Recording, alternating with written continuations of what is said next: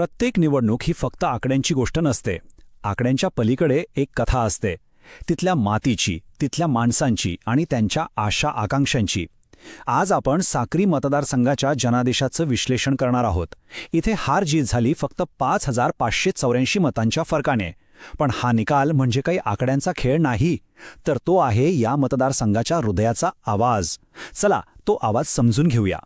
महाराष्ट्राच्या नकाशावर धुळे जिल्ह्यात वसलेला आहे साक्री. हा मतदारसंघ मुख्यत्वे शेतकरी आणि आदिवासी बांधवांचा आहे.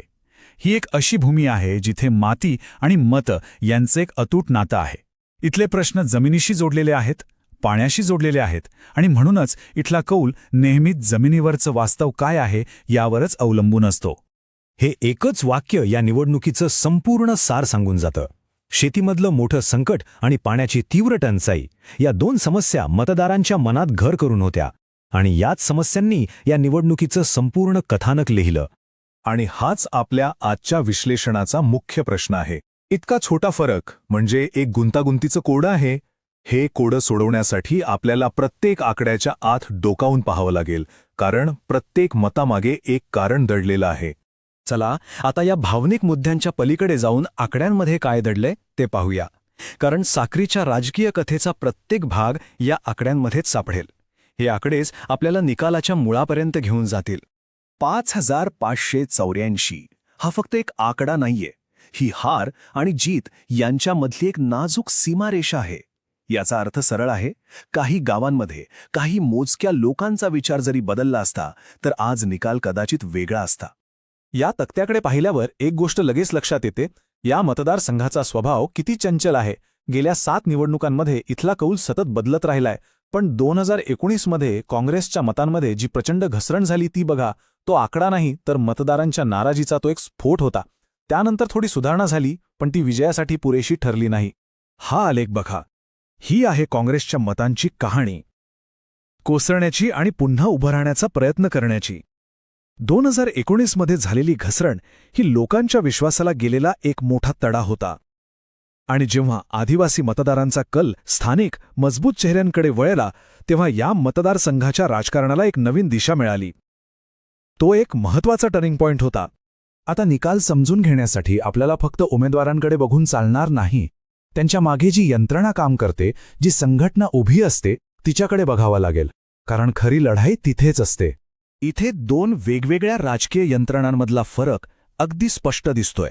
एका बाजूला काँग्रेसची संघटना आहे, जिची मुळं खोलवर आहेत पण ती थोडी विस्खळीत झालीय. दुसऱ्या बाजूला भाजप सेनेची मजबूत आघाडी आहे, ज्यांच्याकडे उत्साही कार्यकर्ते, एक स्थानिक चेहरा आणि मोठी आर्थिक ताकद आहे. ही लढाई 2 उमेदवारांपेक्षा जास्त 2 वेगवेगळ्या निवडणूक यंत्रणांची होती. आता यात जर आपण बाहेरचे घटक पाहिले तर चित्र आणखी स्पष्ट होतं. साक्रीमध्ये 2 गोष्टी सर्वात प्रभावी ठरतात. एक म्हणजे आर्थिक त्रास, म्हणजे शेतीचं संकट, आणि दुसरं म्हणजे सामाजिक ओळख, म्हणजेच आदिवासी अस्मितेचं राजकारण. जेव्हा लोकांच्या पोटापाण्याचा प्रश्न असतो आणि त्यांच्या अस्मितेला साथ घातली जाते, तेव्हा बाकीचे मुद्दे मागे पडतात. आणि इथे एक खूप महत्त्वाचा मुद्दा लक्षात घ्यायला हवा. प्रचारात, विशेषतः डिजिटल प्रचारात, मतदाराच्या खाजगी आयुष्याचा आदर करणं हे सर्वात महत्त्वाचं आहे. हे फक्त कायद्याचं पालन करणं नाही, तर प्रत्येक नागरिकाच्या प्रतिष्ठेचा सन्मान करणं आहे. त्यांची माहिती फक्त त्यांच्या परवानगीने आणि एका विशिष्ट कामासाठीच वापरायला हवी. ठीक आहे, आतापर्यंत आपण पाहिलं की समस्या काय आहे. आता यावर उपाय काय? मतदारसंघ पुन्हा कसा जिंकता येईल? त्यासाठी एका ठोस कृती आराखड्याची गरज आहे. यासाठी एक चौफेर रणनीती लागते. आम्ही त्याला म्हणतो चतुर्मुख सिद्धांत. याचे 4 स्तंभ आहेत: निवडणूक रणनीती, संघटनात्मक नूतनीकरण, कथानकाची सुसंगतता आणि संसाधनांचा योग्य वापर. यातला एकही स्तंभ कमजोर राहिला तर संपूर्ण रचना डळमळीत होते. याचा पहिला स्तंभ आहे थेट मतदारांशी जोडलेली रणनीती. म्हणजे काय तर शेतकऱ्यांच्या आणि आदिवासी बांधवांच्या प्रश्नांना केंद्रस्थानी ठेवणं, पवार आणि कोळी यांसारख्या विशिष्ट समुदायांपर्यंत पोहोचणं, त्यांच्या समस्या समजून घेणं. ही वरवरची योजना नाही, तर लोकांच्या मूळ समस्यांना हात घालण्याचा हा एक प्रयत्न आहे. रणनीती तर ठरली, पण ती जमिनीवर कशी उतरवायची, विश्वास पुन्हा कसा मिळवायचा, तेही टप्प्याटप्प्याने. कारण विश्वास एका दिवसात तयार होत नाही. हा हीट मॅप म्हणजे जणू काही मतदारसंघाचा ECG आहे. तो दाखवतोय की लोकांच्या मनात सर्वात जास्त धडधड कोणत्या मुद्द्यांवरून होतीये. शेती आणि पाणी हे 2 मुद्दे उच्च तीव्रतेचे आहेत. या 2 मुद्द्यांकडे दुर्लक्ष करणं म्हणजे राजकीय आत्महत्या करण्यासारखं आहे. आणि ही आहे 90 दिवसांची शिडी. प्रत्येक पायरी महत्वाची आहे.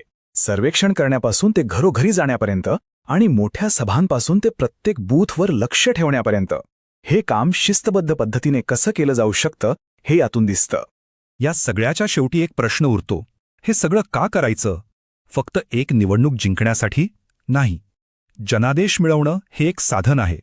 अंतिम ध्येय आहे सुशासन देणं, लोकांच्या आयुष्यात सकारात्मक बदल घडवणं. उमेदवारांसाठी पुढचा मार्ग अगदी स्पष्ट आहे. त्यांना पारंपरिक राजकारणाला आधुनिकतेची जोड द्यावी लागेल. वाड्यावस्त्यांवर जाऊन लोकांचं ऐकणं जेवढं महत्वाचं आहे तेवढंच महत्वाचं आहे स्वतःला पक्षाच्या मोठ्या कथानकाशी जोडून घेणं. पण या सगळ्याच्या मुळाशी आहे विश्वास. लोकांना एक सहानुभूतीशील आणि विश्वासार्ह नेता हवा असतो. आणि इथेच राजकीय कथानकाचा खरा अर्थ समोर येतो. त्याचा उद्देश फक्त निवडणूक जिंकणं नसतो, तर लोकांच्या मनात विश्वासाचं बीज पेरणं असतो. आणि हा विश्वास तेव्हाच तयार होतो जेव्हा संवाद जबाबदारीने आणि प्रत्येक नागरिकाच्या बुद्धीचा आदर करून केला जातो. तर मग खरा प्रश्न हा आहे की डेटा आणि सहानुभूती यांची सांगड घालून तयार केलेली रणनीती फक्त निवडणूक जिंकून थांबते, की ती लोकप्रतिनिधी आणि मतदार यांच्यातलं नातं पुन्हा जिवंत करू शकते? राजकारणाचा खोलवरचा उद्देश याच प्रश्नात दडलेला आहे. हाच विचार आमच्या कामाच्या केंद्रस्थानी आहे. जर तुम्हाला लोककेंद्रित नेता बनायचे असेल आणि तुमच्या मतदारसंघाचा विकास करायचा असेल तर blueprintstrategies.ai शी mgr@blueprintstrategies.ai वर संपर्क साधा किंवा 0800 041602 वर कॉल करा. राजकारणापलीकडचा उद्देश